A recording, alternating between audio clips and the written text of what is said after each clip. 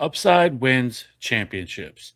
Every single year, we see players that vastly outperform their ADP are the reason why that your team not just make the playoffs, but also wins fantasy championships.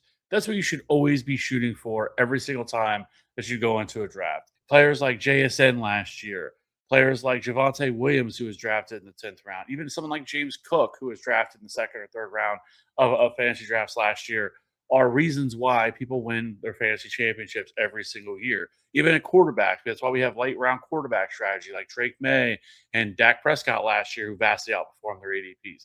This is what we should be looking for every single year of our fantasy drafts, and that is exactly what we're going to be talking about today. Today, we're going to be hitting on some of my favorite running backs you should be looking to target, and this is all upside. So let's go ahead and get to it. We're going to start with my first running back, and that's going to be James Cook, who's currently coming off the board about 108 or the RB5.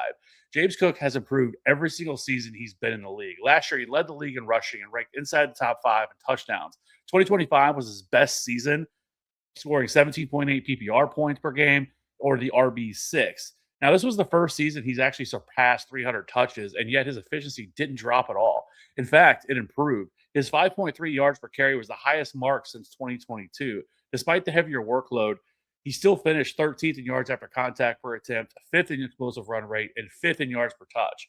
Pass catching involvement, or the lack thereof, has really been the thing that's kind of held him back from being in that upper echelon of running backs. Last year, he had an 8.5% target share, a 41% route participation rate, and he was 13th in yards per route run. He's never surpassed a 10% target share in any season. And this is really kind of the last piece to complete his infinity gauntlet. Why do we think this year that could change? And I think some of that is going to be with the coaching changes that we've had here. Now, Joe Brady is taking over as the head coach, and they brought in for offensive coordinator Pete Carmichael, who spent many years with Sean Payton in New Orleans and sometime in Denver. And we all know one hallmark of a Sean Payton offense is the involvement of the running back in the passing game. And that's exactly what Carmichael has talked about this offseason, wanting to get him more involved in the passing game. We have routinely seen Sean Payton's offense rank inside the top five in running back target shares. If he gets that usage in the passing game, I think that is where everything changes for James Cook this year and really pushes him to this upper echelon. Because right now, with this lack of involvement in the passing game, it really sort of caps him, much like Derrick Henry, where if you don't get that involved in the passing game, you look at Jahmyr Gibbs and Bijan Robinson, the thing we love the most about those two players is simply how much they're involved in the passing game. They are true workhorse running backs. James Cook, unfortunately, has just never gotten that type of involvement. But if he does, then it's absolutely wheels up. So I think if you're drafting in the back half of your drafts, James Cook is a terrific value at cost. I currently have him as my RB3. I have him ahead of guys like Jonathan Taylor, who I have question marks about that offense, and even Christian McCaffrey, who I have question marks about him as well. So James Cook is the first running back that I am absolutely invested in if I have a pick in the back half of the first round. Let's keep it moving here. Let's move on to my next player, and that is going to be Ashton Jeanty. Ashton Jeanty last year was considered a disappointment considering the draft capital. However, it had more to do with surroundings than the player himself. He still averaged 14.4 fantasy points per game, had 10 touchdowns, had a really strong 84% opportunity share, a 14.8% target share. So there's a lot to like with the usage that he got last year. One of the biggest problems, though, was really the coaching staff. Pete Carroll, Chip Kelly was just absolutely dreadful. But efficiency-wise, he still was really good. He ranked top five in elusive rating, fourth in missed tackles forced per attempt, and 15th in yards after contact per attempt. Like I said, the issue really came with really poor offensive line play. The offensive line was absolutely shredded last year. Pro Bowl left tackle Colton Miller missed most of the season. And then you also had Jackson Powers-Johnson, who also missed a lot of time. This offensive line was so bad last year that they had less than 1 yard before contact per attempt.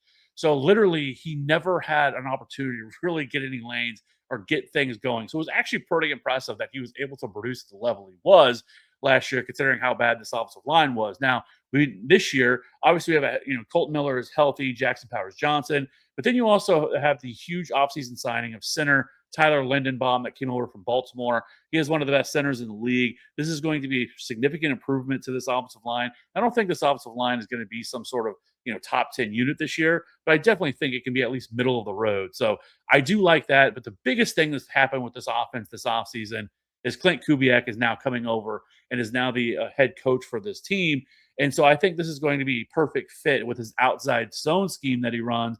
Because last year, Ashton Jeanty posted an elite 79% success rate on outside zone runs in 2025. So I think this is a perfect marriage for Ashton Jeanty. And again, there's not a ton of weapons in this offense. Obviously, you still have Brock Bowers, who I think is an absolute elite target as well in the second round of your fantasy draft, if you want to go that route, or the early third round, because I think that he's absolutely going to smash this year. But I also think Ashton Jeanty set up somebody that I think that could finish as a top 5 running back in 2025. Now, the next one that I want to talk about is Omarion Hampton, RB7 right now at the 202. Last year, obviously, he suffered injuries last year that caused him to miss a significant amount of time. But he still, when he played, he still averaged 15.1 fantasy points per game, was the RB12. And as a rusher, Hampton ranked third in missed tackles forced per attempt, 11th in yards after contact per attempt. He was 15th in rush yards expected per attempt last year as well. What really pushed Hampton was a solid usage, though, in his passing game with a 13% target share and running a route on 52% of dropbacks, which ranked 13th among pass catchers. Now, obviously, much like Ashton Jeanty, what really hurt this offense and really Omarion Hampton at times was the offensive line. They were absolutely decimated by injuries, losing two of the best tackles in the league with Rashawn Slater and Joe Alt. The Chargers' offensive line finished 26th in rush rate, not surprising, and they finished near the bottom of the league in PFF run blocking grade and ESPN run block win rate. I think there's a lot to like here with what they've done this offseason. They completely rebuilt the interior of that offensive line. They signed Tyler Biadasz to play center, right guard. They brought in Cole Strange, and then they used a pick in this draft, getting Jake Slaughter, who is going to compete for a starting job at left guard. So I do think this offensive line is going to be back to being a top 10 unit this year, which should be really good for Omarion Hampton. Now, the other thing they did this offseason was they brought in Mike McDaniel to be the offensive coordinator. A lot of people are in love with this offense this offseason, and I think there's a lot of reasons to be really optimistic about this offense. Now, recently in training camp, Mike McDaniel had his yearly press conference. Basically, it's going to be a 3-headed monster. We hear this all the time from him. Back when he was in Miami, he would talk about it being a 4 running back, all these different things. Well, the last couple of years, we know Javonte has been the absolute workhorse. It has been the main man in that backfield. So I'm not worried about the stuff that Mike McDaniel said. I think Omarion Hampton, while there is some downside here, I still think the upside is immense with him this year and is another player that I really want to draft. I really like everything that this offense is going to look like this year. And I think the improved offensive line, as long as they can stay healthy, I think there's a lot to like about Omarion Hampton. Now, a running back that I actually like more than both of these guys is Chase Brown. I think Chase Brown is being criminally undervalued right now. The RB11 or 207 off the board. And honestly, I think that he is going to absolutely crush this year. First, the volume is extremely encouraging. Brown had a 71% opportunity share, averaging 13.7 carries at 5.2 targets per game. And that translated last year to over 1,000 rushing yards, 437 receiving yards, and 11 touchdowns. And he averaged 16.6 fantasy points per game. That was good for 7th among all running backs. Now, the biggest knock about Brown has been his efficiency. He's averaged 4.2 yards per carry, which ranked 33rd. And his yards after contact weren't elite. Where he really shines, though, is in the passing game and his receiving ability. Brown makes him a really interesting target, especially in PPR formats, because he posted a 14.5% target share. That is top 7 among qualifying running backs. He also ran a route on 55% of dropbacks and finished inside the top 15 yards per route run. Now, the major factor here is going to be Joe Burrow's health. From weeks 13 on last year, Chase Brown averaged 22 PPR points per game, which was the second highest mark among all running backs down that stretch. Haven't done much to threaten his workload. They didn't bring in anything significantly. Samaje Perine is back, who's going to mix in, is going to get some third down work, is going to get some opportunities. But this is clearly Chase Brown's backfield. And I think Chase Brown is another player that can push to be a top 3 running back this year, as long as Joe Burrow can stay healthy.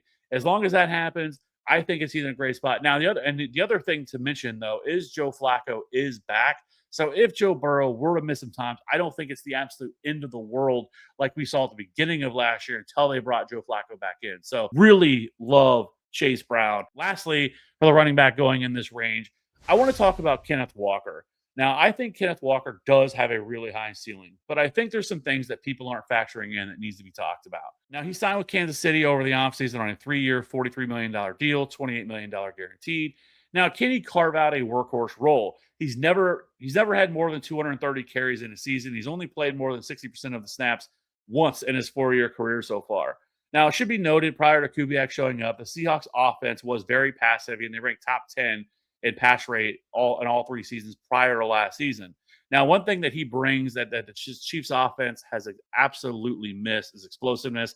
K9 has always been super explosive, has always been excellent at breaking tackles. And now this is something the Chiefs have lacked going all the way back to 2018 Kareem Hunt. All of the running backs they've had up to this point have been absolutely dreadful. Now, I'll say one area that he needs to figure out, and one thing that I have a concern about is pass protection. That has always been a really area of weakness for him. And if that's not something he's going to be able to do, he's not going to play on third downs. I can promise you that.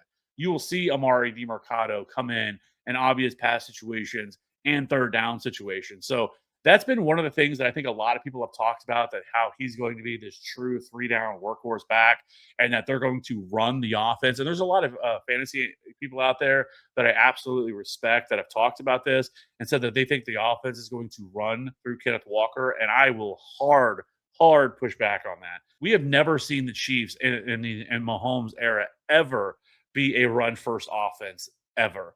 They have always finished inside the top 10 and pass rate every single season with Mahomes. I don't see that changing this year. Where I think that Kenneth Walker can meet value and be, a top 5, top 6 running back this year is because of how explosive he is, because this offensive line that he's running behind, which is for a lot of people that rank offensive lines, have the Chiefs as a top 10 offensive line unit this year. So I do think there's a lot of upside here because you're not going to be able to just pack the box to be able to stop Kenneth Walker because you have Patrick Mahomes that you're going to have to factor in. So that is going to open up a lot of running lanes for Kenneth Walker to score a lot of touchdowns. So I do think the upside is there, but I definitely don't think he is going to be the focal point of this offense, that they're going to be this run first offense this year. That is not going to happen. I would be shocked if by the end of the year the Chiefs had a higher run rate than pass rate this year. I don't see it happening. I think this team is still going to finish top 10 in pass rate this year.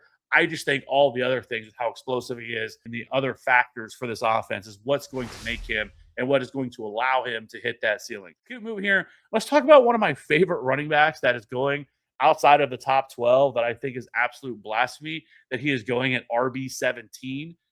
33rd overall, and that is Javonte Williams. Javonte Williams had a major bounce back year last year, averaging 15.2 fantasy points per game and was the RB 11, but now he's being only valued at RB 17 when they did absolutely nothing this offseason to improve this backfield. They're still the same players that were there last year, Malik Davis and Jaden Blue, and that is all that is there. This is a running back last year that handled 70% of the offensive snaps and handled almost 20 touches per game. He was 16th in explosive run rate last year, 3rd in yards after contact per attempt, and 8th in rushing success rate last year. He was also an RB2 or better in 12 of 16 weeks and was an RB1 in 6 of those. I think that he has just as high of a ceiling as he did last year, and I think he can absolutely outperform this RB17 that he's currently going off the board at. I also expect this offensive line to bounce back. This is another offensive line that dealt with a lot of injuries, and so I actually think they run the ball a little bit more this year too, because I think this defense is going to be better than what it was last year. That's going to allow Javonte Williams to get even more opportunities than he did last year because they're not going to be playing him behind here. So also another small feather in his cap. This is not something I think is the end all be all right now, but they still have the 6th easiest running back schedule heading into 2026 as well. So Javonte Williams is an absolute flag plant smash buy for me at current cost. Let's keep moving here. Let's talk about something else that very much is a all upside and definitely has some downside player, and that is Bhayshul Tuten, who's going at RB 25 or late 5th round. He's entering the 2nd season. Now, he didn't do a whole lot last year. During his rookie season, he finished with a 24% opportunity share, only averaged about 6 touches per game, finished with 7 touchdowns, but only 6 PPR points per game. Now, obviously, not spectacular, but we know Travis Etienne is gone. They did bring in Chris Rodriguez, and there seems to be a lot of debate right now, whether it's on Twitter or on this app, about what we should value Bhayshul Tuten. And there's other people that really like Chris Rodriguez and would rather wait to draft him. I am not worried about Chris Rodriguez. I think Chris Rodriguez will have some sort of role in this offense. I think he'll get some short yardage touches. I think that he'll split some at the goal line. I definitely think that's possible. But Chris Rodriguez has been in this league for 4 years and has never done absolutely nothing. He had the absolute runway to take over the backfield last year with the Commanders and never did it. Has never been able to overtake anybody. I think this is Bhayshul Tuten's backfield. And so, but there is a ton of upside for Bhayshul Tuten. Super explosive running back. And I think he is somebody that could finish as a high-end RB2 or even push as a low-end RB1 this year, because I think this offense is going to be really, really good this year. And so Bhayshul Tuten, I am perfectly fine with taking him at cost. Again, very much an upside play because there is the downside play that maybe Chris Rodriguez is more involved and takes away more opportunities. And then you also have a LaQuint Allen who maybe takes away some opportunities on third down as well and really kind of limits Bhayshul Tuten and makes him not really as much worth of the cost that he's going off the board at. Either way, I really like Bhayshul Tuten. I'm perfectly okay with covering him at cost. All right, and lastly, let's move on to some just more later round picks. My favorite one is Jonathan Brooks right now. Now, I'll be honest. I think everybody and their mother is in on Jonathan Brooks right now. I think it's just because of I think the upside that presents with him. Right, we know what Chuba Hubbard is. We saw him last year get overtook by Rico Dowdle, who's now gone. Now, look, Jonathan Brooks only has 12 career touches in the NFL. He has missed, last year with his second knee surgery. So there's a lot of unknown. Now, I will say over this offseason, we have heard nothing but positive reports about Jonathan Brooks. And I think there is a true upside here. And I think there's a real possibility that he usurps Chuba Hubbard this year and takes over this backfield over the second half of the season. I think either way, he's going to have standalone value. So even if you get him in the 8th, 9th round of your fantasy drafts, I think he's still going to be somebody that can plug in and really utilize his bye weeks as a flex option because I definitely think he is going to be involved in the passing game. And we know Dave Canales has done a very good job with running backs in his backfield. So I am buying all the Jonathan Brooks this year. I don't have any problem with cost where he's coming off the board. Now, if he goes out and has a huge preseason game, then we could see his ADP really skyrocket, and then maybe we have to have a conversation. But where he's currently going, really like Jonathan Brooks. And lastly, shout out Walito, who's in our Discord. If you're not, link is in the description below. But he kind of started talking about this player, and it kind of got me looking into him a little bit more. I do think there's some intrigue here with Jordan Mason, who's coming off the board with RB41 or early 10th round. I typically don't like investing in running backs that appear to be more of a grinder back that don't really have much of an upside in terms of the passing game. But I do think there's something here with Jordan Mason, who I think is going to be the lead back, or at least the early down back, as well as get that goal line opportunity. So last year he had 758 rushing yards, 6 touchdowns. He was efficient on a per touch basis, 7th in yards after contact per attempt, 13th in yards per carry. He was also explosive, 11th in explosive run rate last year. And the competition right now is Aaron Jones, who's 32, very injury plagued. And then they also drafted in the 6th round Damon Claiborne, who's 5'10", 188 pounds. But I think that there's a much more likelihood that he is more of a Aaron Jones type replacement. If something were to happen to Aaron Jones, I don't think that would really affect Jordan Mason at all. I think Jordan Mason would continue to have that same opportunity. So I do think Damon Claiborne is at least someone we should store away. Jordan Mason, I think either way, I think is a very solid value at RB41. And not to mention, the Vikings have one of the easiest schedules in the league, especially for running backs. They have the second easiest schedule for the position. And also, I know a lot of things are going to change, but right now, at least on paper, their fantasy playoff schedule is phenomenal with the matchup against the Lions, Commanders, and Jets. So I think Jordan Mason is a pretty interesting option. I think someone that could finish is like a low-end RB2 or something like that, because I don't think he's going to be involved in the passing game, but he could score double-digit touchdowns that could push him there if this offense can really be a lot better with Kyler Murray taking over at quarterback. And then also their offensive line, I think, should be better this year with Christian Darrisaw back and some of the other improvements they made among the offensive line. So Jordan Mason, I think, is somebody else we should be looking at. Now, some other targets you could be talking about in the later rounds, Rachaad White, Tyrone Tracy, Kenny Gainwell, Jonah Coleman, Keaton Mitchell, Jaden Blue, Nick Singleton, I think are all guys you can kind of take flyers on. Obviously, guys like Blake Corum, Kyle Monangai, I think are very strong handcuff options as well. I think they're two of the better handcuffs that are out there. That being said, let me know in the comments section below what you think I may have gotten right, what I've gotten wrong, and who are your favorite running backs to target this year. I'll see you on the next one. Bye.